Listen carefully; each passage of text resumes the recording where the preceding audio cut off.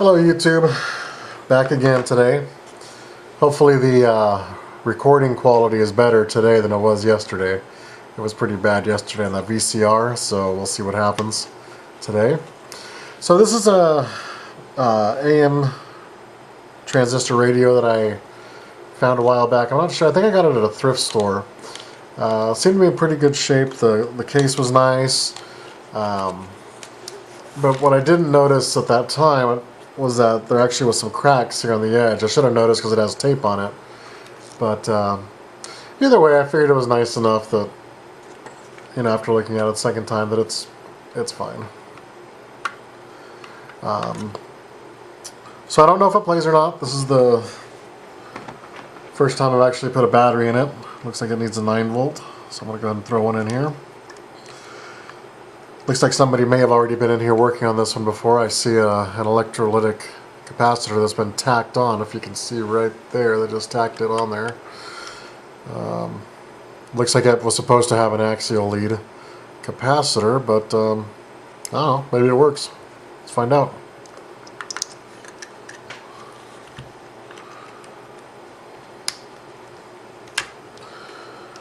Okay, so this is a Suntone 6 transistor from Japan, it says. And I don't see a model number.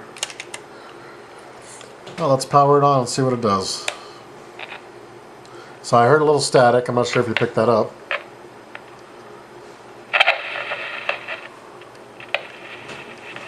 So nothing comes in on the tuning. I do hear some static.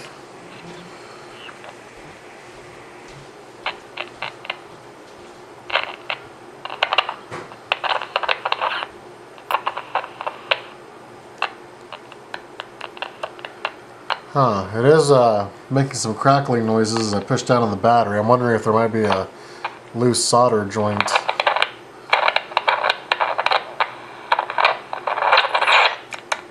Yeah, when I push down on this battery, something's happening. I wonder if the battery connector might be... No, that seems pretty good there.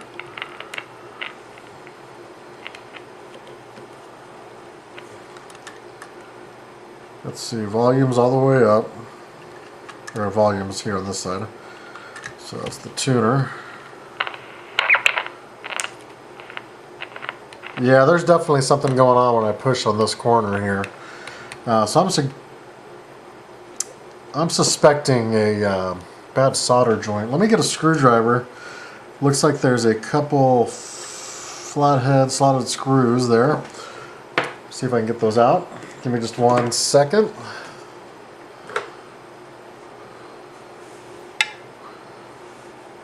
Hopefully that's better for you guys. See what's going on here.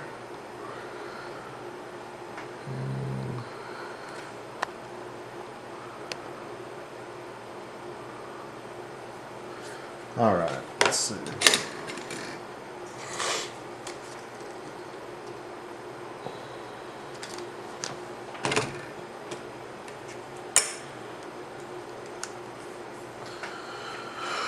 Alright, so it looks like we got one here in this corner.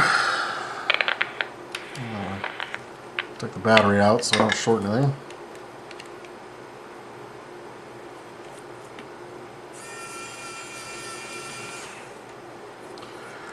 That's one, and we got another one here.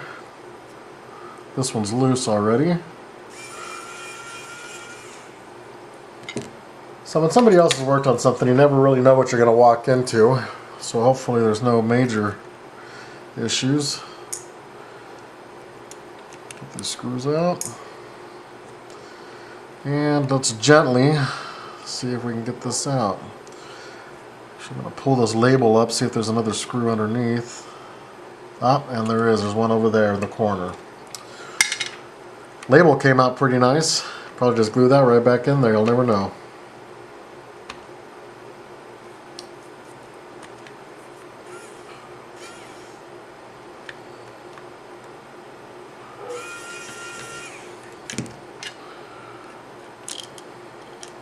Whoops.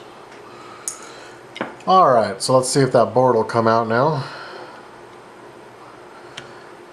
You want to be delicate with this stuff. You know, these old boards,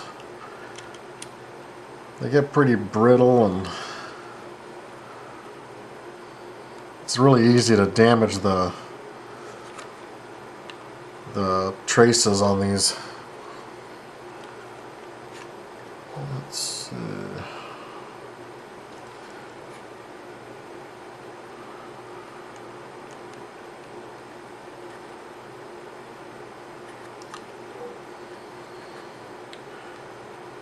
I don't want to break this, and it's got the tuning knobs coming out of both sides. The one for the tuning, one for the on-off switch volume. And I'm wondering how they got it in there. I'm seeing 2 screws here, but I believe that's just for the potentiometer to hold it to the board, but kind of makes me wonder if that comes off.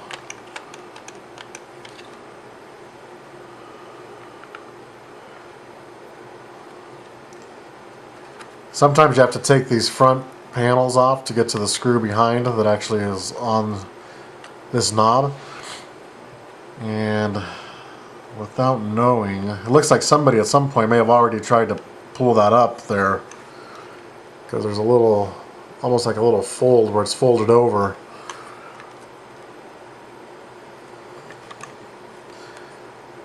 And I don't know. I got some glasses on here.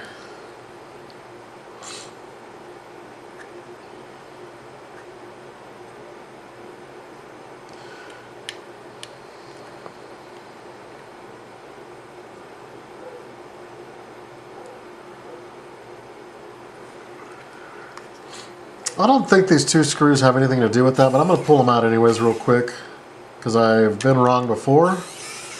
And like I said, I don't know.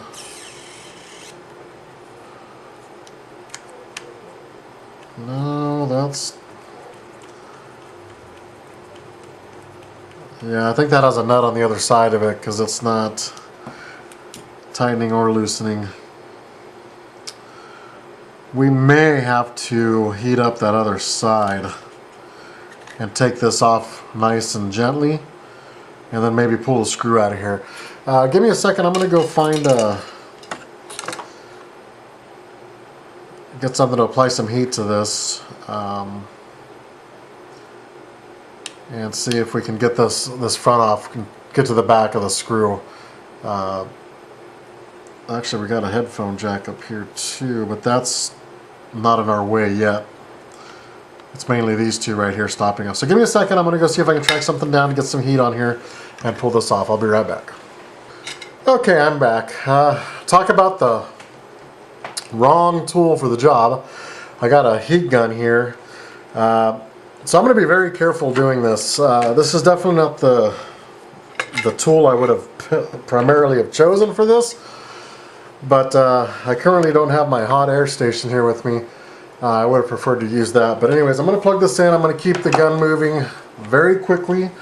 And I'm going to keep it far away so that it doesn't melt this thing. And that'll make for a short video.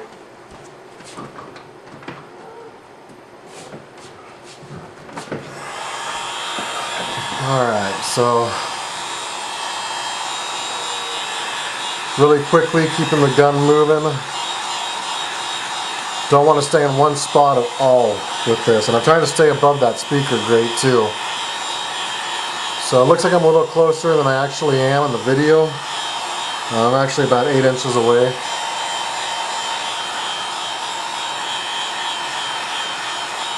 This isn't a race at this point. We're just trying to be really careful not to melt this radio and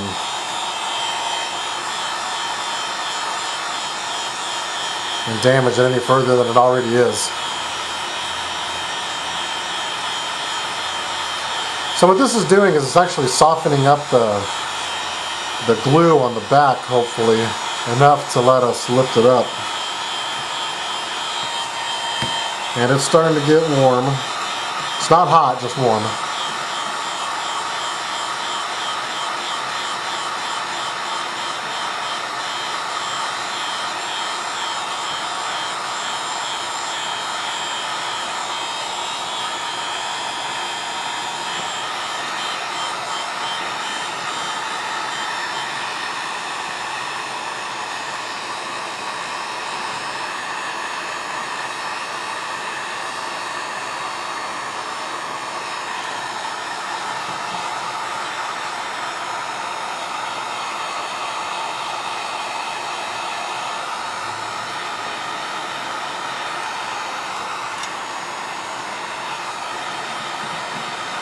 Just keep it moving.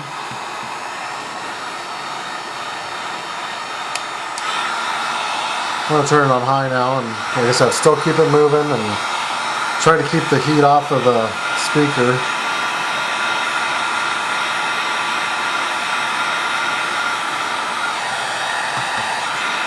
Oh yeah, she's heating up pretty good now.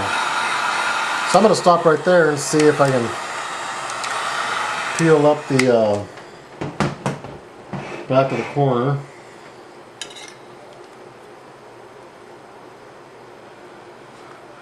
I'm actually going to try to come in from behind if I can here. I can't on that side. Because if I do it from here, I'll probably end up gouging that. But if I can somehow access it from back here, and it doesn't appear that I'm going to be able to do so. I would have liked to have been able to do that, but it looks like it's pretty solid.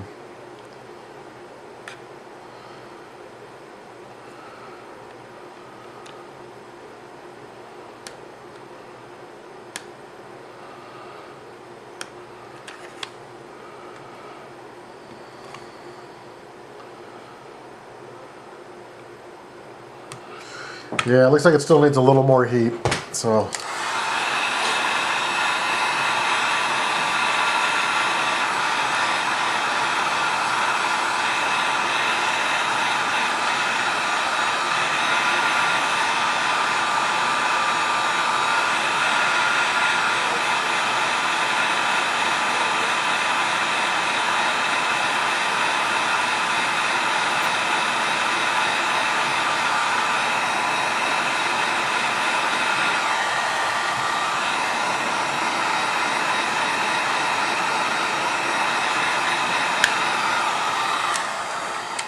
Oh, I heard some movement there.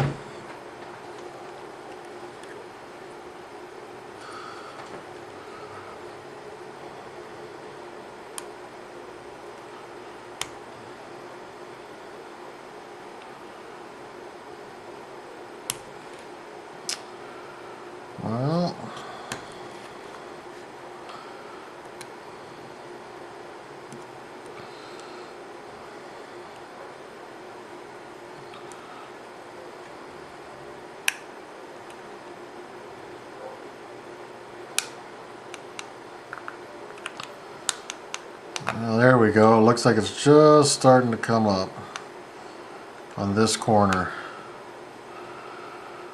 So I'm going to apply a little more heat.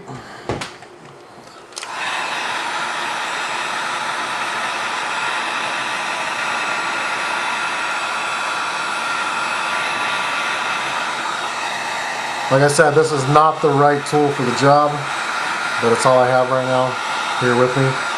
But as long as we're careful, we're going to be able to get this done.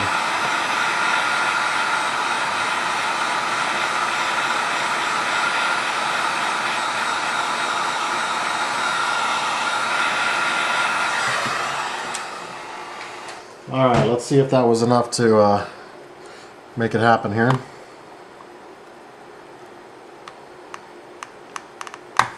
Yeah. Let me,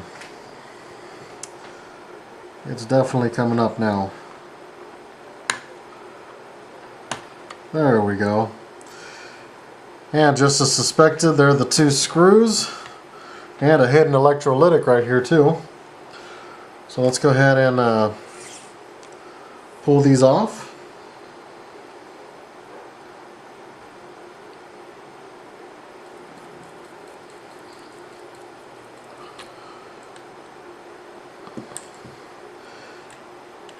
And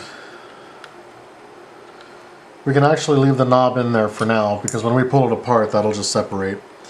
And then I'm going to pull this screw out of this one. And they are different screw sizes, so there's no way those are going to get mixed up. Alright, so it actually looks like somebody has also eliminated the headphone jack. There's no wiring going to it.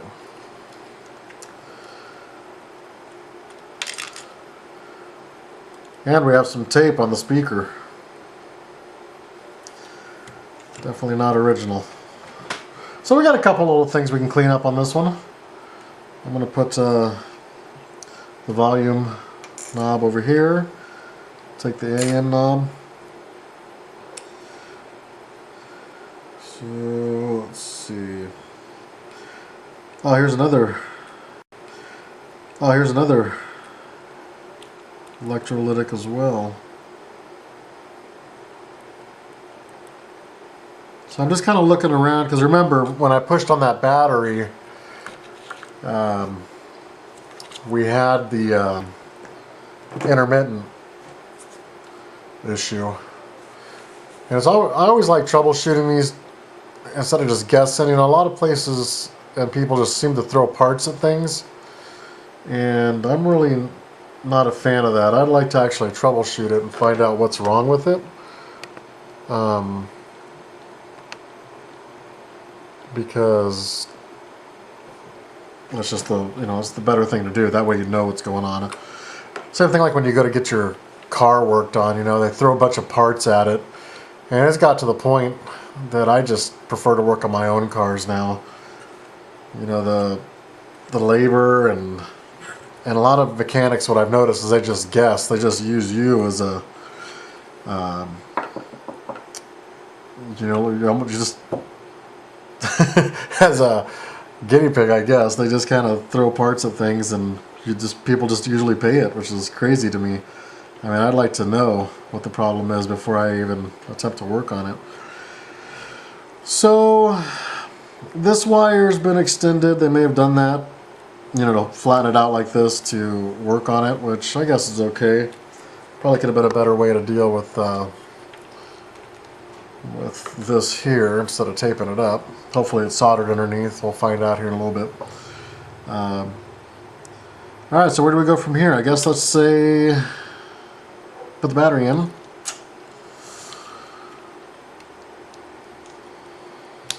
Just like that. And it's going to be a little different now because there's no knobs on it, so I'm going to turn this up.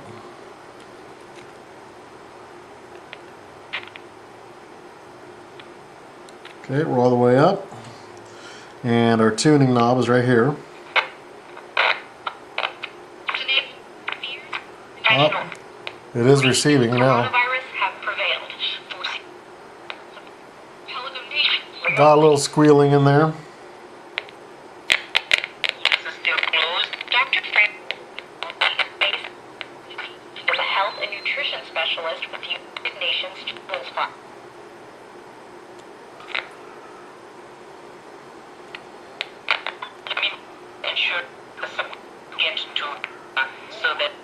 Definitely a bad solder joint somewhere. Yeah, I don't know. Let's see here.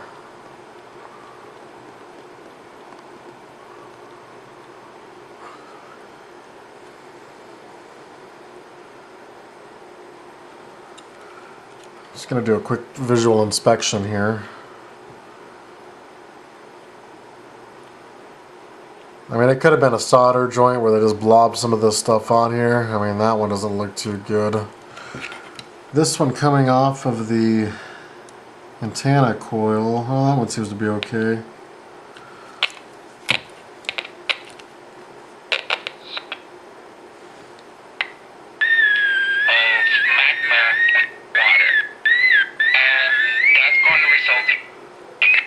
Man, she's squealing.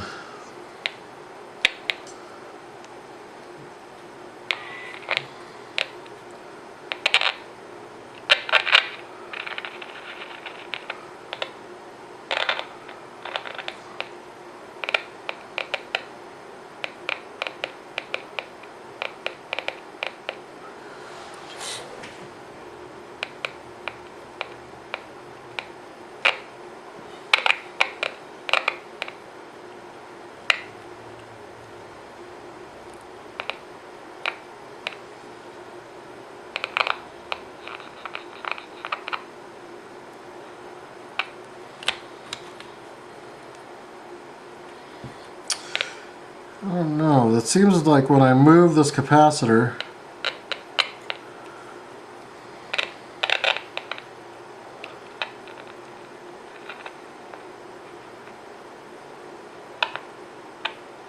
Metro. One member of power. Could it be this solder joint here? Any questions? Yeah, when I move this electrolytic right here, Locked. it seems to come on. Oh, maybe not. No, it is, I think.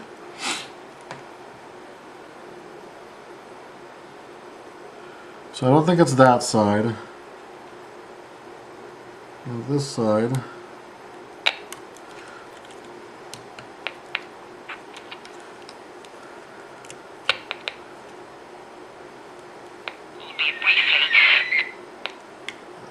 Okay. So it looks like they tacked it on underneath here.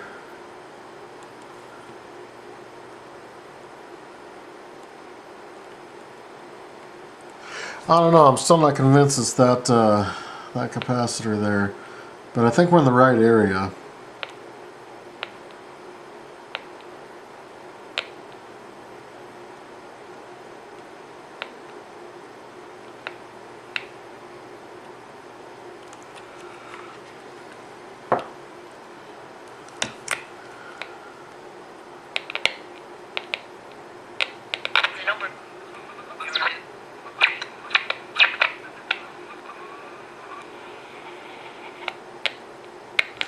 Yeah, I think this capacitor is giving us some issue. Let me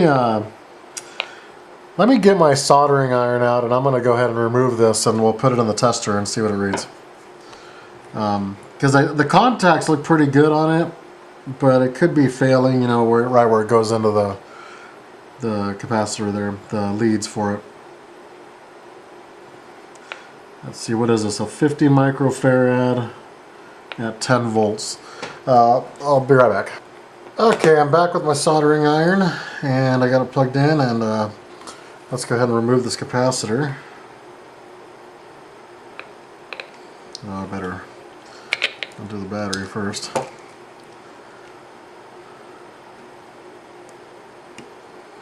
Okay, that's one side.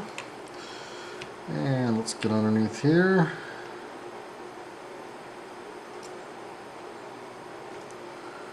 And there it is. So the negative was going towards this side here.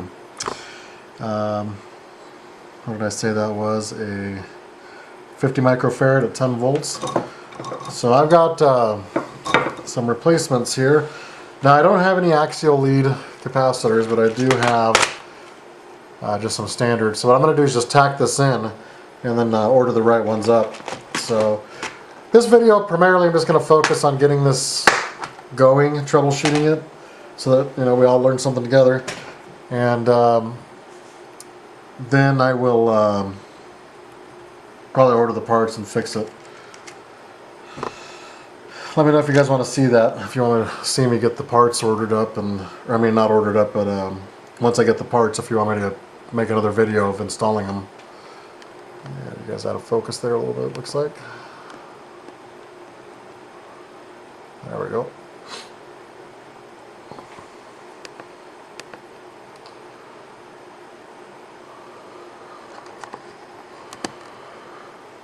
All right.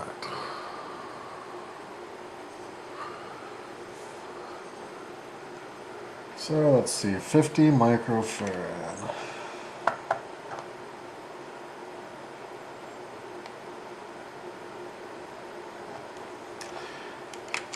Well, I have a 47 microfarad at 10 volts. It's going to have to work.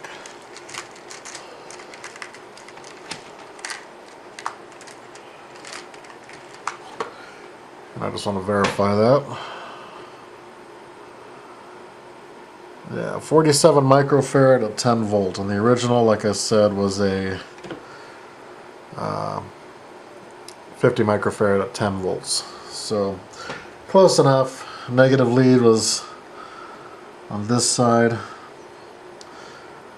So like I said, I'm just going to tack it in, and we'll continue our troubleshooting.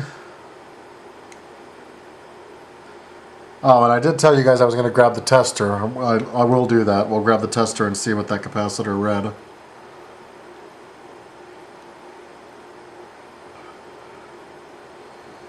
Alright, so that's tacked in. As you can see, I just tacked it in there. So let's put the battery back in and find out what it does.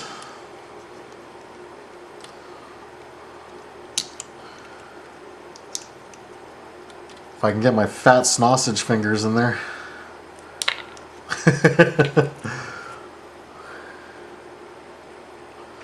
Alright.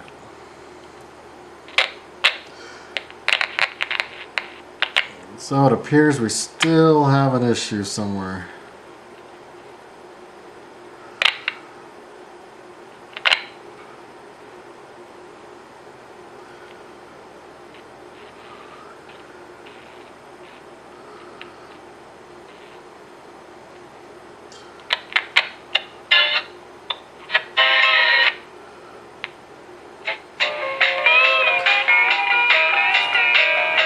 Well, our squealing stopped,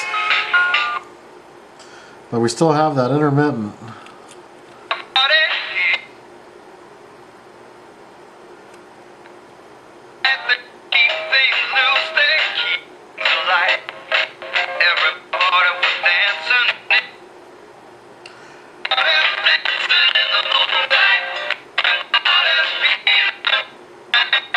I think there might be something going on. This blue capacitor right here. I'll turn this down. This blue capacitor here has been tacked on here and here and here. I'm going to take this out. I'm going to clean this up. Probably wouldn't hurt to replace that cap anyways. Like I said, we'll test it and see if it was bad to begin with, but hey, we're getting there. Sounds better.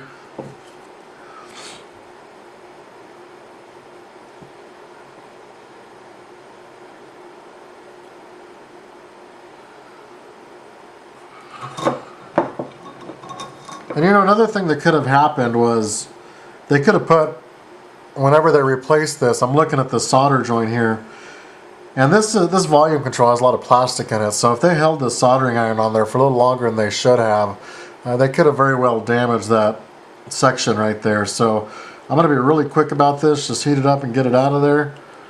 And look at that. It fell off on the other end. So I could say we definitely found our intermittent.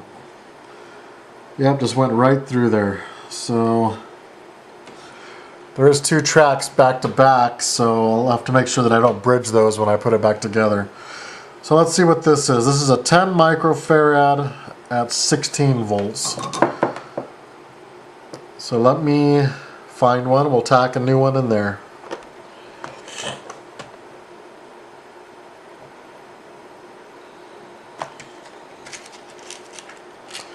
Well, I do have one here. It's a 10 microfarad at 25 volts. Now the voltage rating can be higher. You just want to make sure that you keep the capacitance rating as close as you can. So the long lead went on this side over here, and it was, that's the negative side. This is marked negative and positive. You want to make sure that you get those right, because sometimes if you don't, you can have a nice little capacitor explosion, and you don't want that. So I think what I'm going to do is I'm going to remove this solder and just redo that whole solder joint, because who knows what was done there. So I'm just going to use this tool here. If none of you guys ever used it before, it's just a desoldering tool. It's spring loaded. You push this down, it locks in, and you actually put the soldering iron on, and then you put this on the area that you want to suck the solder out of, and then you hit this button, and if you'll notice, it springs back and it actually sucks the solder in to this end here. Really nice tool to have. There's also desoldering pumps, but if you're starting out, this is a great tool to use. So I'm going to heat up the solder, put the tool in there, and then when you press it a second time, it'll spit the solder out. So I got most of it. I'm going to go ahead and do it one more time. Okay. That looks pretty good. It's nice and clean. So what I will do then is when I put the new one in, I will put some new solder on there as well. So what did we say? The negative was the long side? Yeah.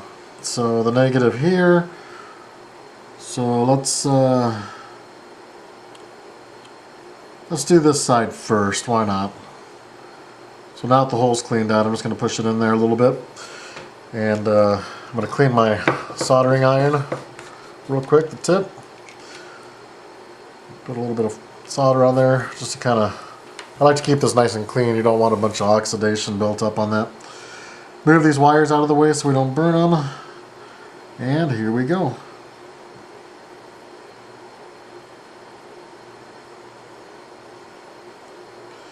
Okay, that's a nice soldered job there. Let it cool down for a second so it solidifies. And then we will... Yeah, this side looks pretty rough. They definitely put a lot of heat on that. I'm going to have to clean that up a little bit. I'm going to put some fresh solder on there really quick. Just quick job there. I'm going to use the desoldering tool again. I'm going to put it on there. Give it a quick little... Yeah, that looks way better. Give it a quick little clean. Get all that oxidation off of there. And for now, I'm just going to go ahead and tack it to the top.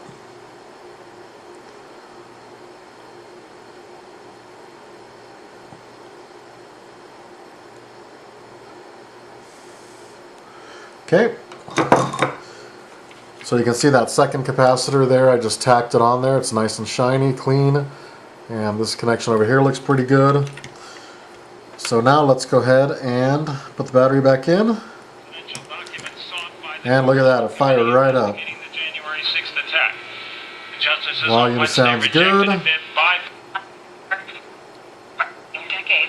Tuning in other stations, it's definitely cleaned up all along the band. There's no if you remember before, we had all the squealing. Records Administration. They include presidential diaries. We don't have very many AM stations here. We have like 2 or 3. And they're all coming in nice and clear.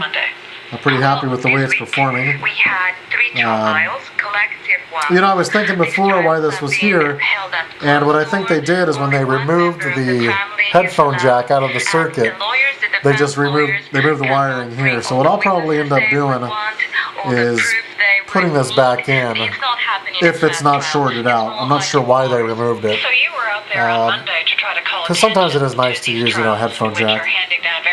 But for now, I'm going to order up the parts I need for this. There's only 2 more electrolytics on here. So what I'm probably going to do is go ahead and just order this one and this one as well. And go ahead and put it back together. So let me know if you guys would like me to make a follow-up video to this unit. We troubleshot it. We know we had one bad solder joint with this capacitor here. We know this was an issue too, because when we took it out and replaced it, the squealing went away. So let me go get my transistor tester, and just for shits and giggles, if I can say that, we will see how bad they were.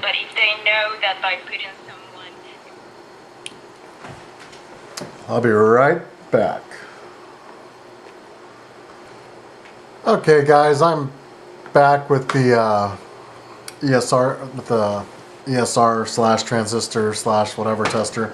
These are actually a pretty handy little device if you don't have one. They're fairly inexpensive and, you know, give you a quick go, no go type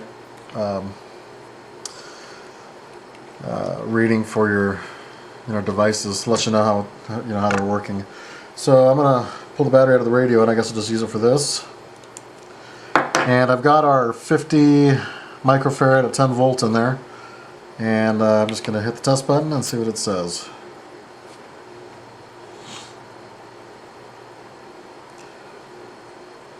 So this is now reading as a 189.5 not nanofarad capacitor, V loss of 15%, and ESR of 0.14K. So yeah, it's definitely gone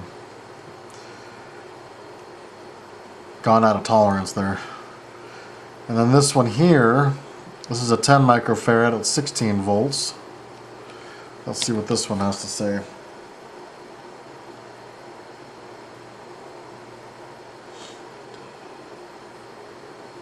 Yeah, so this is reading 22 microfarad, ESR of 3.6 ohms, and a V loss of 6.9%. So Yeah, we did the right thing in changing them out, and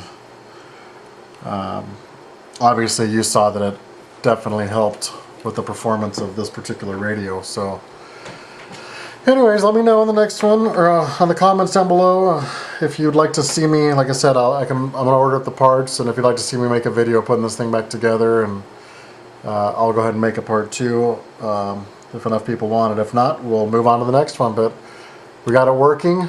We replaced 2 electrolytic capacitors. One of the main reasons that wasn't working very well was the bad solder joint here, and the squealing appeared to have been coming from this capacitor that was not happy. So I'm going to end it here. If you have any questions, ask them down in the comments, and we'll have some more videos up here shortly. Thank you, and have a good one.